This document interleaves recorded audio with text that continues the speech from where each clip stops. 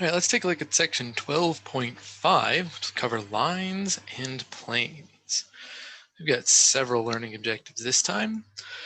Starting with lines, then we'll move on to planes second. So we're going to define lines using both vector equations and parametric equations. I'm going to mostly ignore the symmetric equations, actually. Figure out whether those lines intersect or not, and then also determine whether two lines are skew or parallel. Then moving into the plane part of the lecture, we'll define an equation of a plane using a normal vector, and then look at the intersection of some lines in a plane, and also figure out how many points we need in order to determine a plane, and then figure out what that plane is based on those points. Spoiler alert, it's 3 points for a plane. Yeah, 2 for a line, 3 for a plane. Let's start off with the notion of parallel vectors. And we'll say that two vectors, v and w, are parallel if I can multiply one of those vectors by a scalar and have it equal to the other one. So there's one constant scalar that I can multiply into all components of one vector and get to the other vector. That means that they're parallel.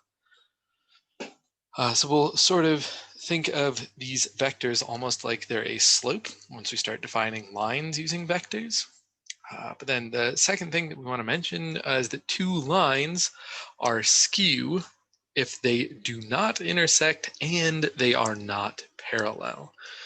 So when we're just studying the plane and we look at two lines, we say, any two lines will either intersect or they are parallel. Those are basically the only two options for them, or they're the same line, but that's a boring example. And if we extend that notion into space, 3 space, then that becomes that any two planes will either intersect or are parallel in 3 space. But for lines, we don't have quite the same notion anymore. So because two lines could just not be in the same plane at all, and if they're not in the same plane, then they will just never intersect, even if they're not parallel. And so again, we're going to call that skew. There'll be skew lines if they don't intersect and they're not parallel. So again, just means that those two lines aren't in the same plane. And then there's a theorem that'll help us decide if two vectors are parallel. So given two vectors, and as long as none of the components are 0, I can say that they're parallel if I can divide each of their components piece by piece and get the same number every time. So really, like if we break down the scalar equation from the definition, and if we were trying to then divide v by w, we would get k in a very loose sense of divide. But yeah, so that theorem basically says it's got to be the same scalar multiplied into each component in order for two vectors to be parallel. All right, so let's actually define the equation of a line in a couple of different ways. So we'll start by defining some point p0 given by x0, y0, z0. So instead of variable values x, y, and z, these are just some fixed point x, y, and z. And we're going to have a line that's parallel to the vector a, b, c. Then the vector equation for that line is r of t equals r naught plus t times v, where t is what we're going to call a parameter. T is a parameter.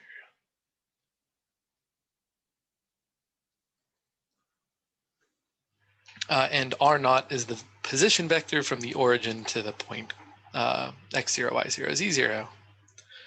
And then since t is going to be that parameter, we're also going to have parametric equations for the line, where we can just say that the x value in the line is x naught plus at, where a is the value from that parallel vector, y is equal to y naught plus bt, z is equal to z naught plus zt. And the idea behind these parametric equations and that parameter t is it lets us redefine each of x, y, and z, which are each their own variable, in terms of just one single variable, one parameter, which is t. So t is just going to be a free variable like x, y, and z normally would be, but it lets us keep x, y, and z just on some fixed plane. If we take a look over at the figures on the right, sort of is going to sketch out kind of what all of these pieces look like when put together, since the vector equation of a line effectively boils down to start at some point, p0, and then add some multiple of a vector to that point. So we can look at r is the line in blue, r naught is the, or r is the vector in blue, r naught is the vector in magenta. And so in the end, we can just sort of take some point where we start and then move along that line based on the vector v. So maybe figure 2 gives us slightly more, let's say an easier to understand example of what the line looks like, rather than just like drawing, our vector r from the origin. We can start at some point where t is equal to 0, which is the point defined in the middle. It's where that magenta line r0 intersects the point. And then if t is positive, we move along the right of that line. And if t is negative, we'll move to the left along that line. So again, vector version of a line or vector equation of a line is, you should think of it as it's some point plus t times a vector, so that I can move along the line in either direction. And the parametric equations just let us replace each of x, y, and z with some equation for t, our parameter. Another just quick thing from the text that'll probably help out with some of the homework, if we need a line segment from r0 to r1, it can be given by the vector equation listed below. And basically this equation says when t is equal to 0, we are at r0, and when t is equal to 1, we are at r1, and then for any value of t in between 0 and 1, we can hit all the points in between r0 and r1. But let's take a look at an example. So considering the lines r1 and r2 given here in their vector form, determine if the lines intersect, and if they do not intersect, decide if they're parallel or skew. So let's start by writing these things into their parametric form instead of their vector form, because their parametric form will be a little bit easier to work with in this case. So if I take a look at that line R1, it's got the parallel vector 3, 1, 0, which means that its vector form should be 3, 1, 0. Oh, whoop, I'm just listing out the same one again. This should be, let's try that one more time, 3t plus 2, and then it'll be 1t plus 0. And then thirdly, we have 0t plus 1. Where I can also pull those same, that 2, 0, and 1 are coming from the point being added into this thing. And then if we wanted to just simplify that a little bit, or let's save the simplification for later.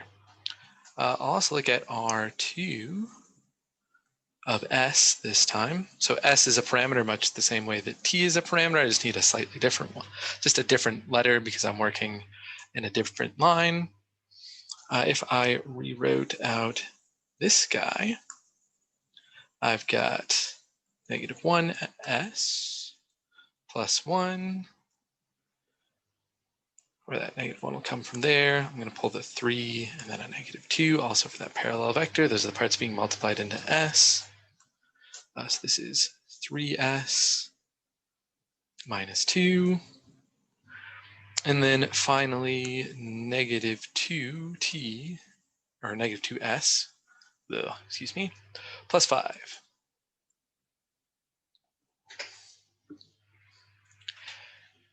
So if I want to determine if these two lines intersect, that means I'm going to want to set R1 equal to R2. And I can go, the way that I'm going to do that is by using these parametric equations. I'm going to set the x value of 1 equal to the x value of 2, y value of 1 equal to y value of 2, and then the z value of 1 equal to the z value of 2.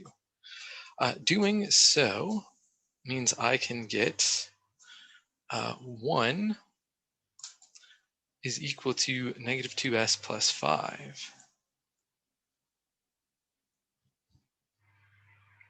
Starting with the z piece, because I can go in whatever order I want, so I'm going to just take the order that looks the easiest to work with. If I do that, what do we get here? I think this is s equals 2. Yep, 1 minus 5 is negative 4, divided by negative 2 is 2.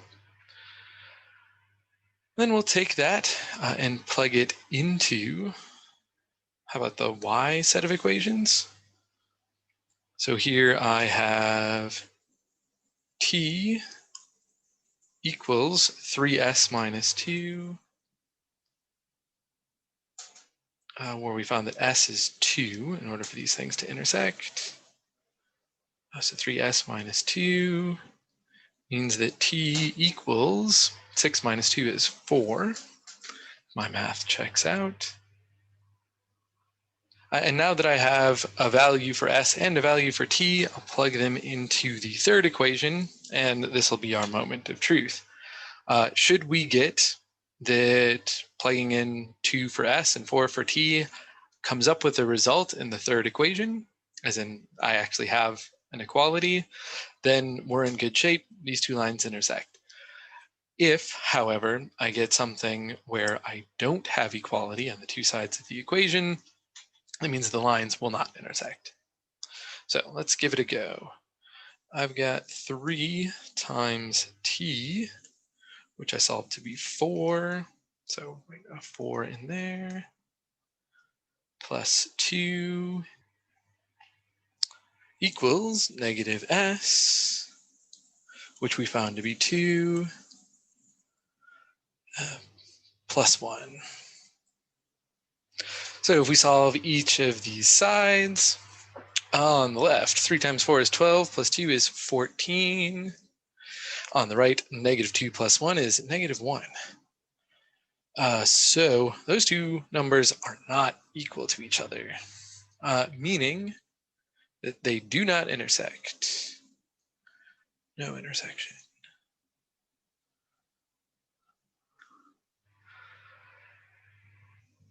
All right, so that was the first step.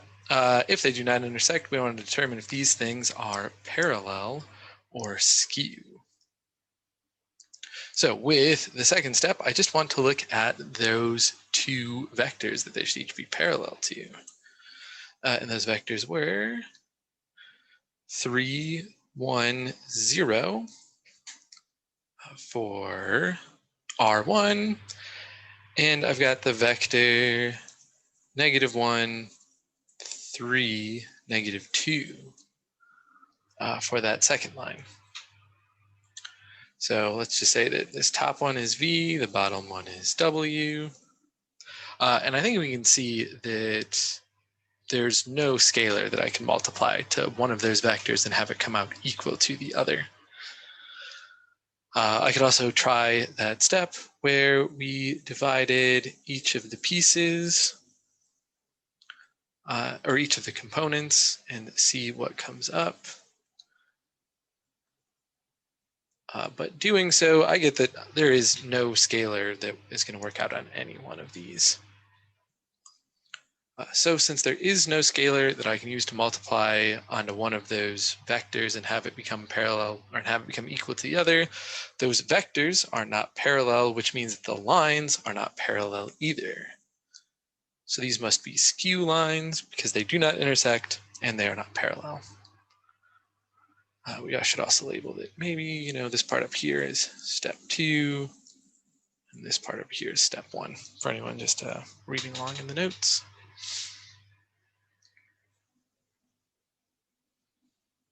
All right, let's take a look at another example. So this time we're going to consider the lines R1 and R2 again, and same process. Determine if these two lines intersect. So I've written out the first piece, just so that we have something to work with. And I want these two lines, if they're going to intersect, I want them to be equal to each other. So I've just set R1 equal to R2. And again, the way that I'm probably going to want to solve this is by setting up the parametric equations and then checking to see if I get a solution. So go in whatever order you want, X, Y, Z, Z, X, Y, Y, X, Z. Doesn't matter which order you go in. So I would usually recommend picking the one that looks the easiest to go first. So the last one I had an equation that only depended on S, and that happened to be in the Z component, so I started there. This time, the Z component looks easiest again, so I'm going to start there one more time. Starting with T equals 2S, and that's already solved for T. So I'll just have to plug that into one of the other equations, and it looks to me like the X component is going to be the next easiest, so I'll do that one second. So 1 plus 2t equals 3 minus s, which means 1 plus 2 times 2s is equal to 3 minus s. And if we solve that thing out for s, I'll get 4s on the left, add in one more s to get 5s. And onto the other side, I've got 3 minus 1 is 2. So s is 2/5. Hopefully my math worked out all right there. Yep, looks good. And so now I'll plug both of those pieces into the final equation, which will be the y component, or the y parametric equation. And hopefully I will get an equality here. If I do, they intersect. If I don't, then they don't intersect. So what did we have? 9 minus 5t equals 3 plus 5s. So 9 minus 5 times, let's see, we found that t was 2s, and s was 2/5. So if we came back over and solved that out with a step 2, we'd have a 2 times 2/5, which is 4/5.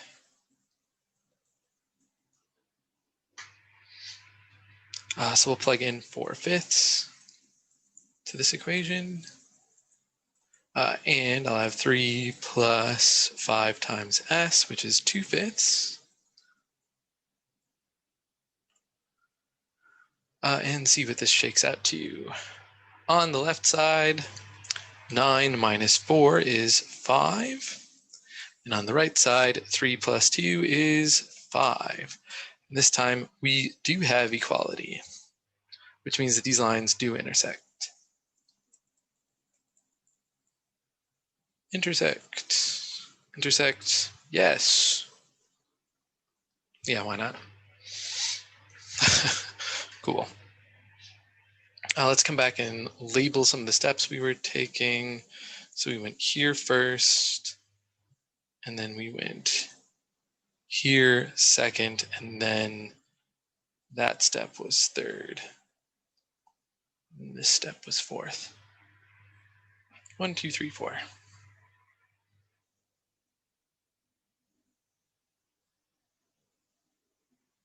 Right, into our third example.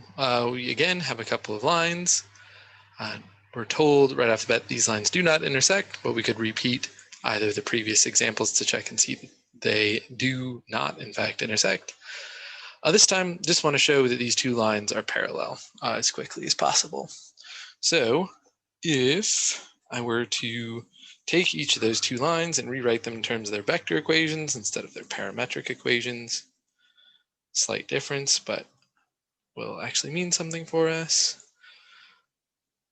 So R1 of t is going to be 1, -2,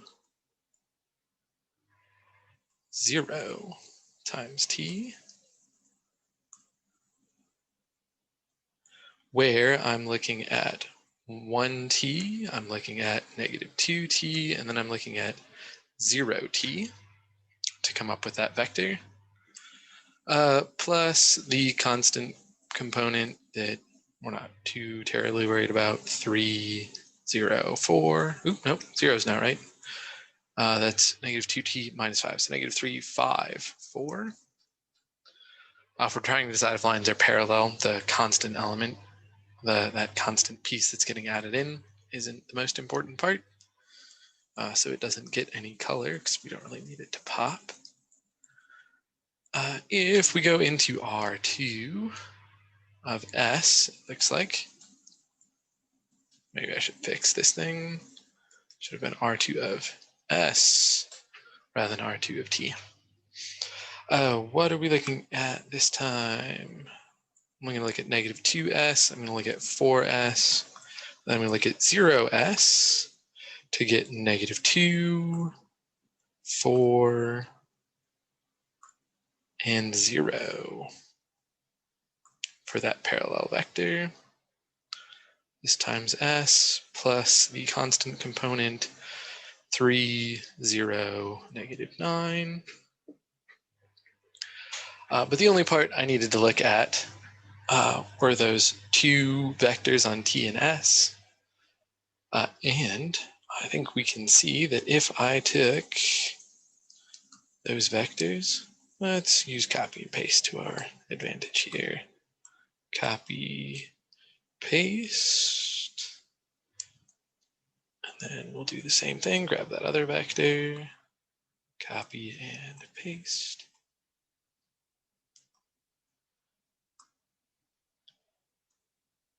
And I should be able to see that if I take my first vector and multiply it by -2, I will get that those two vectors are equal to each other. So since I can use a scalar and multiply it into one vector and get it equal to the other, that means that those two vectors are parallel. And if the vectors on t and s are parallel, then the lines are parallel. This thing did come out parallel, so let's use green again for the affirmative. So yes, parallel. Since apparently that's the mood we're in today. Right. So as long as they have the same vector on t and s, or whatever the parameter is, as long as the vector on the parameter is the same, then two lines will be parallel. Or as long as the vector on the parameter, the vectors on the parameter are parallel, then the lines are parallel. Which means that those two lines would lie in the same plane. Any parallel lines or lines that intersect must be in a same plane somewhere. Speaking of planes, let's start looking at those. So a plane, as opposed to a line, where a line is a one-dimensional object that's going to be somewhere in 3 space. A plane is a 2-dimensional object somewhere in 3 space, and just a flat 2-dimensional object, no curves to it at all. But we'd like to come up with an equation for planes. So let's say that I've got a plane somewhere, this nice blue plane right here, and I happen to know a vector that is orthogonal to this plane. Meaning I've just got a vector somewhere that makes a right angle with the plane. And we're also going to say that it makes a right angle anywhere in the plane. So no matter what angle I try to come at, it's always going to be 90 degrees between this plane and that vector, which I'm going to call n, for reasons we'll talk about in a moment. And so I happen to know that I've got this red vector n, and I want to look at any other vector I can take in the plane. Oh boy. And we'll just look at vectors that come out of that point I labeled first. So we can say maybe look at this vector, or we could look at this vector, or we could look at this vector, or maybe pick a point over here and say I want a vector that goes that way, or another point up there, vector to here. This space looks like it needs a friend, so let's put a vector in there. And well, as long as we're just kind of filling up all the spaces, could also look at a vector over there. Let's call all these vectors, I don't know, V for vector. Because I know that that first vector that I had, that red vector n, is at a 90-degree angle with the plane from any direction, I know that the vector n is going to be orthogonal to any one of those vectors v that I wanted to construct within the plane. And I just sort of chose some point arbitrarily for where all these could start from, but I could have picked my starting point to be anywhere and still constructed all of these vectors. Also, that same red vector would be perpendicular or orthogonal to the plane at that point. And from a couple of sections ago, we looked at the dot product. And if we use that knowledge here, we can come up with a fairly interesting result, which is that no matter what vector I want to pick that's in the plane, if I take the dot product of that red vector n with any of those blue vectors v, I'm going to get 0 every single time, because I know that the dot product of any two orthogonal vectors is always going to come out to 0, since I know it's their magnitudes multiplied by the cosine of the angle between them. That angle is 90 degrees, and the cosine of 90 degrees is 0. So let's go ahead and give this red vector a name. We're going to call it the normal vector, or rather a normal vector, because it could have any length it wants as long as it goes in this direction.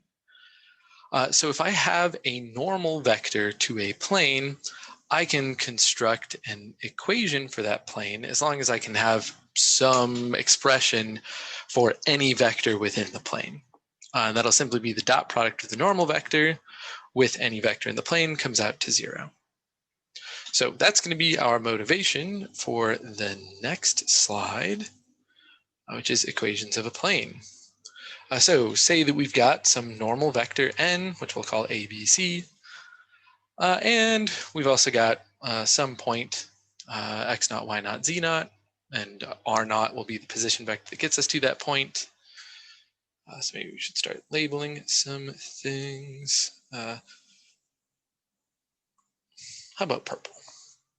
This thing here is just a point. So it's a fixed point. I know what those numbers are. They're constant numbers.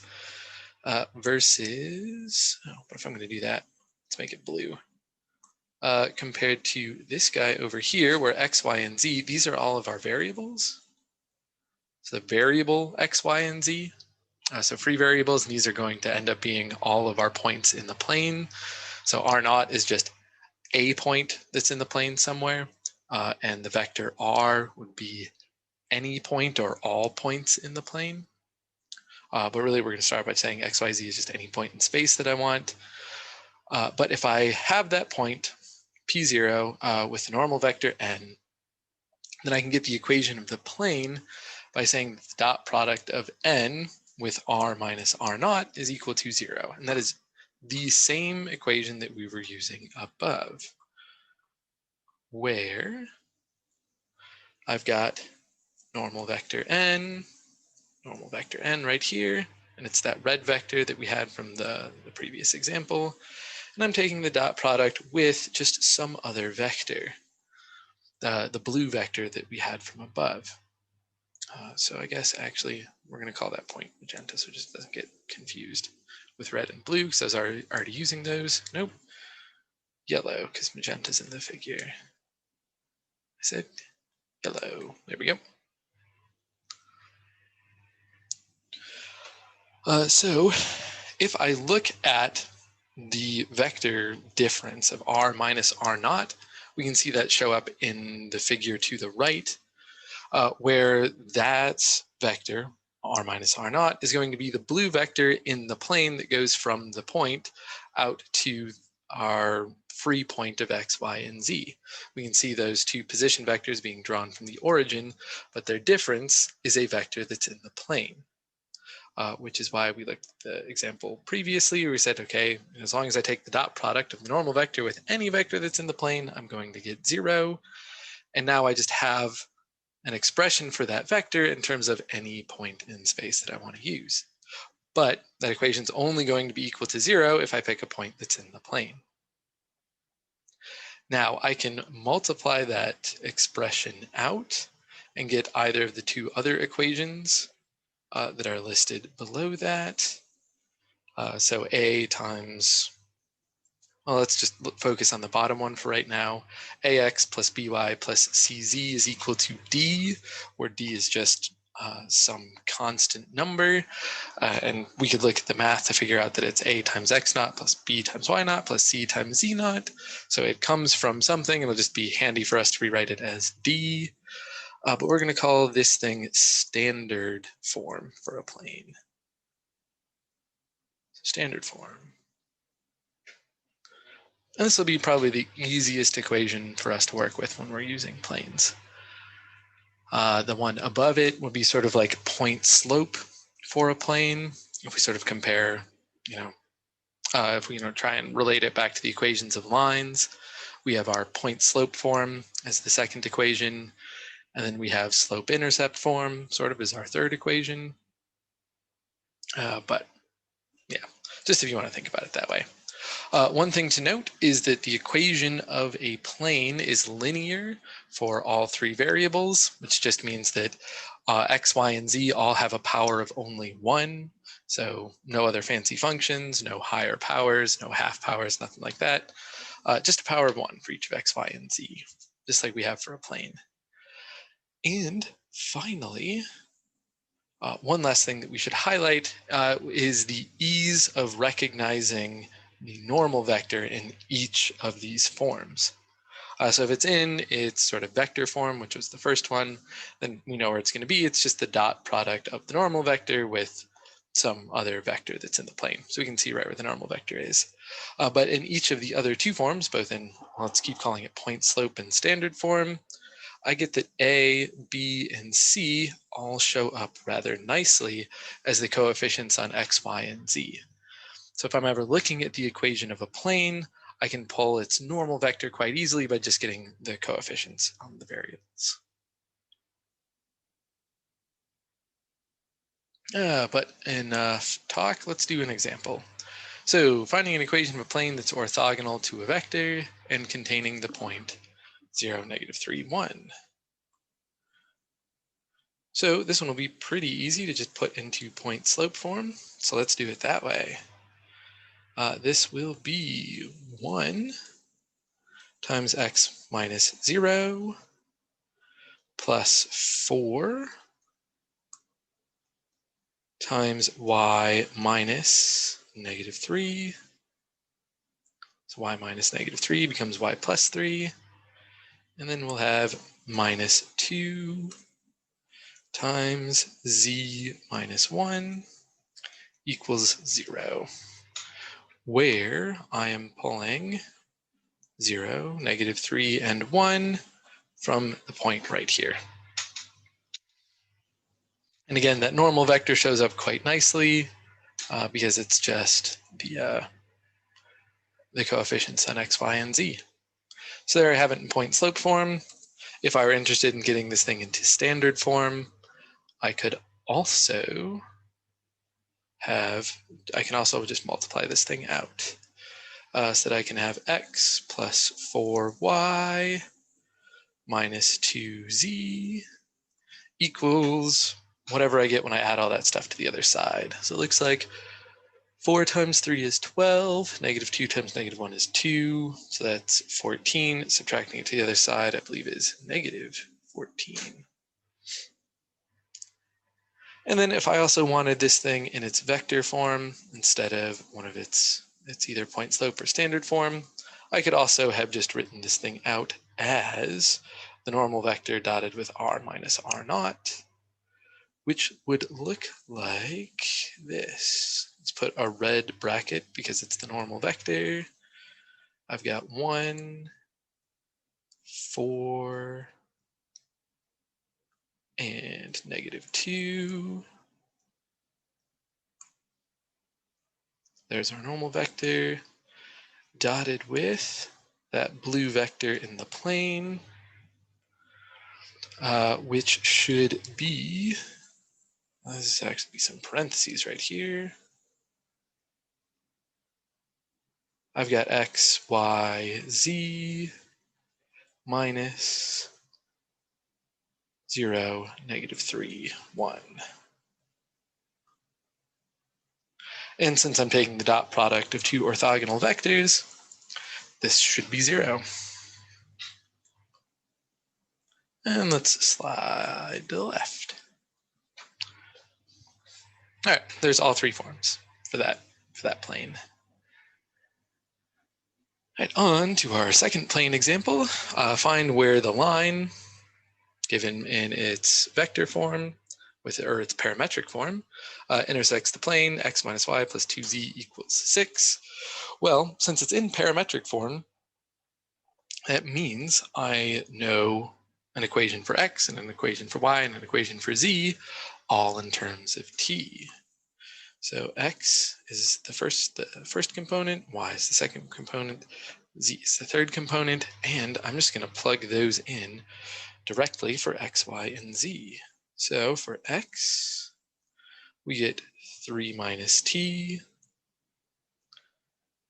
minus y, which is 2 plus t, plus 2z, which is 5t, and it's all equal to 6. So, subbing in those parametric equations, I can then solve this thing for t to figure out exactly where we have our intersection. So, let's start doing exactly that. If we just simplify this equation a bit, I'll have a negative t from the x component, I'll have another minus t from the y component, and a 10t from the z component. Altogether, that's 8t. Adding up the constant pieces, I'll have 3 minus 2, which is 1. And it's equal to 6.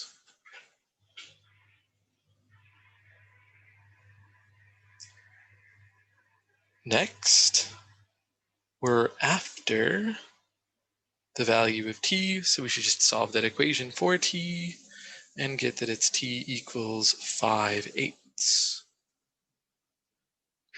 After we subtract some pieces to the other side.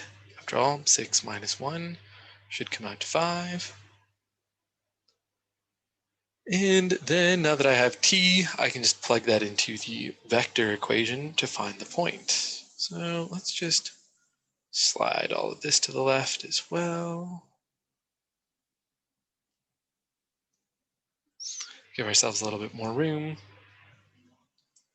Maybe we'll color this part in green. So it'll make sense then when I'm plugging in the point r of 5/8. And we get 3 minus 5/8.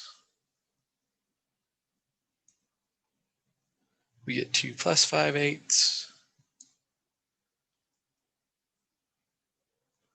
And we get 5 times that, so 25/8.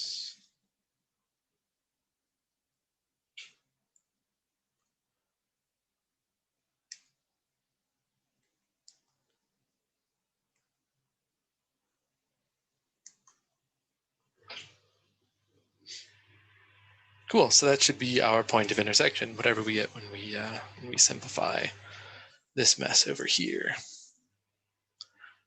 So what's it come out to? That intersection should be, well, 3 is the same as 24/8, so 21/8. 2 is the same as 16/8. So again, 21/8. And 25 over 8 we already had. So one thing that's worth pointing out, since we just plugged it into the vector equation, what we have right now is the position vector to the point of intersection, because we have it listed out as a vector. If I wanted the point of intersection, I would just change those pointy brackets to parentheses, and then I'd have a point instead of the position vector. So sometimes web work, I know, can be tricky about what type of answer it will accept.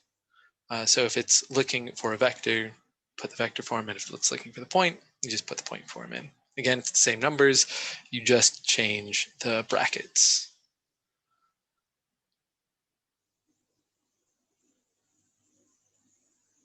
Okay, and then a third example. So find the equation of a plane that contains 3 points. So if we go back to the 2D example for a moment, it only takes 2 points to determine a line. If we want to step that up and start looking at a plane, it will take 3 points to determine a plane instead of just 2. So we'll need these 3, and we're going to use them to construct a pair of vectors, which I'm going to solve for QR and QP being my 2 vectors. So QR and QP. I could find any set of 2 vectors as long as I use all 3 points in order to do so. And what do we need in order to actually get the equation of a plane? Well, we need to know any point that's in the plane is helpful. And also we need to know any normal vector to that plane. So any vector that's going to be orthogonal to a pair of vectors in the plane will do. And since I just found 2 vectors, or at least started to find 2 vectors, I'm going to use those in order to do it. So I labeled them P, Q, and R. And if I take the cross product of those, I should get a vector that is orthogonal to both. So that we have a right angle here, we have a right angle here. So that red vector can be my normal vector. Also notice, based on the way that I've drawn that normal vector coming up, that must mean I'm taking QR cross QP. So QR is first, because if I use the right hand rule, I should see that I have to, if I go counterclockwise, I get from QR to QP. And again, you can pick any which ones you want. I just picked these out because they looked like they'd be the easiest to work with mathematically. So QR, I'm going to get 0, 0, 3. So the vector from Q to R, just the one that moves up 3 in the Z direction. And for QP, I'm going to get the vector. What is that? 1, negative 1, 0.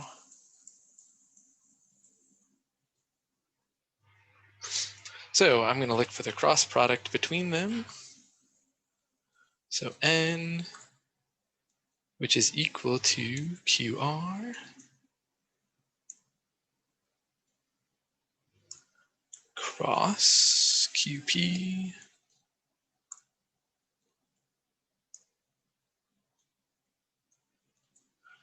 Oh, that'll be the determinant of I, J, K, and 0, 0, 3, and 1, negative 1, 0, and see what we get.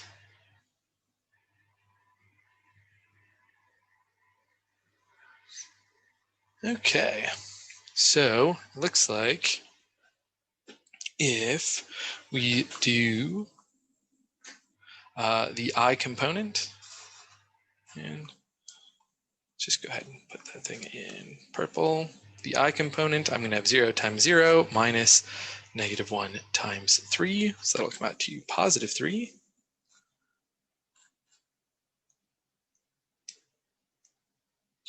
Darn. Comes out to positive 3. If I do the K component, I'm going to get 3 times 1 minus 0 times 0. which is 3 again. And if I do the z component, I've got 0 times -1 minus 0 times 1, which is 0. Which makes sense that the z component should probably be 0, since we had one of our vectors points in exactly the z direction, so just points up the z-axis. We found our vector QR pointed in the z direction.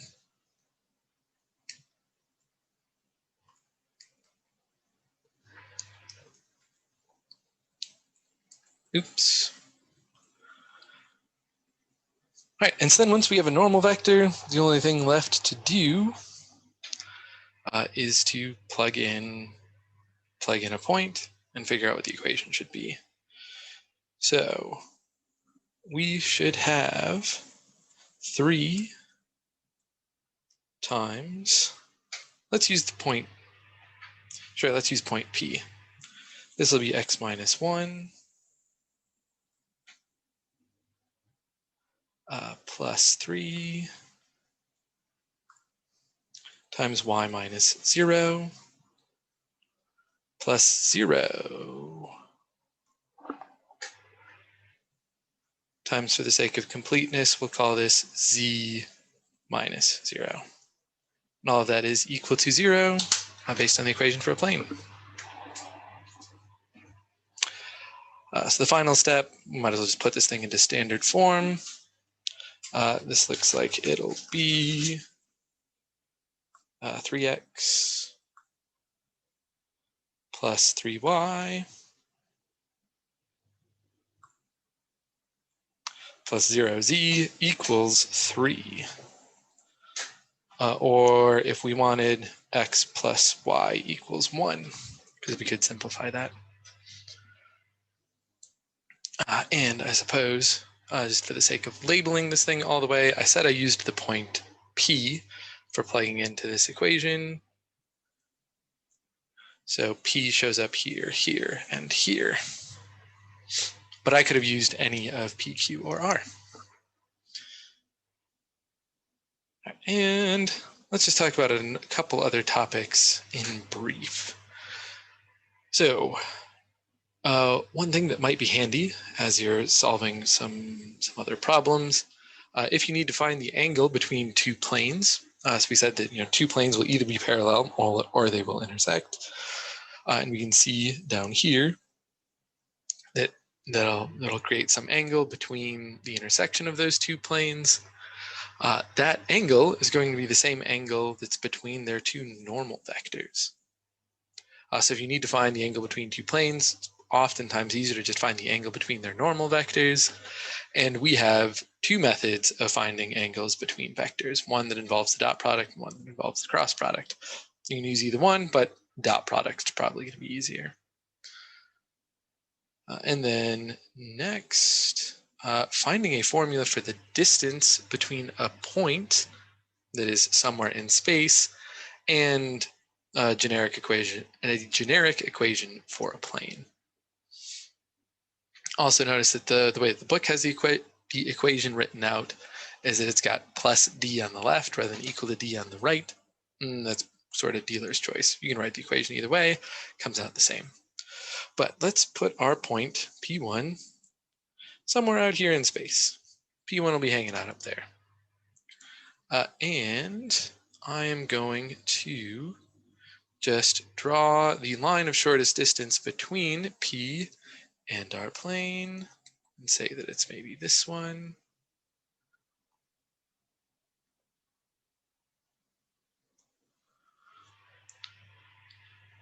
And I'm just going to highlight a part of that shortest distance right here and say that if I'm looking for the shortest distance between the plane and some point, that distance is going to be in the direction of the plane's normal vector. Right, shortest distance between 2 points is a straight line. So we'll just, we'll look along the normal vector.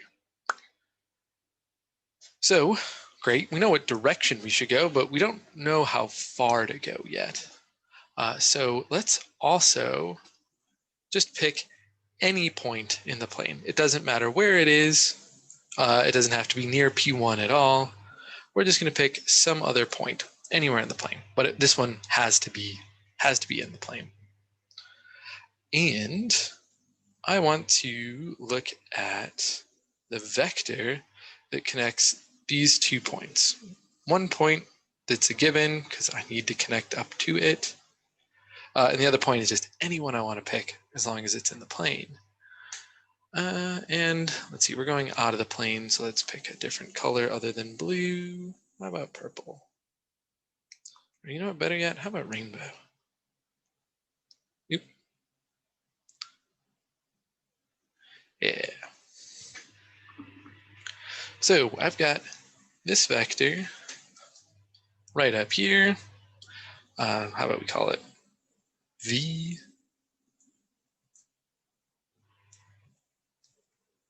I'll stick to just a normal color for the label. So now I have a vector that connects some random point in the plane to the point I'm interested in, and I've got a normal vector that will be the direction that I want to go in order to go from the point to the plane, or from the plane up to the point, rather. So with those 2 pieces of information, I should probably be able to figure out what the distance is. Since I could project this new vector v just based on picking some arbitrary point in the plane and connecting it to our point P1, and like I said, just project that onto the normal vector. And that would get me a vector that goes directly from the point in the plane that's closest to P1 up to P1. But since I only need the distance, all I want is the magnitude of that line. So I'll say that our distance d should be the component rather than the projection of the vector v. Let's try that one more time. Of the vector v onto our normal vector n. And I know that that is just the dot product of v and n divided by the magnitude of the normal vector.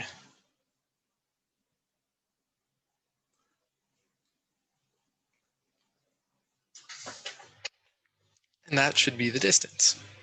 And I could even take that a step further and say that if I had a unit normal vector, meaning that I already know what the normal vector is and I've got it as a unit vector, which means it only has a magnitude of 1, I can simplify the process to just the dot product of v and n. So this is the way that I think makes the most sense to think about the distance between a plane and a point.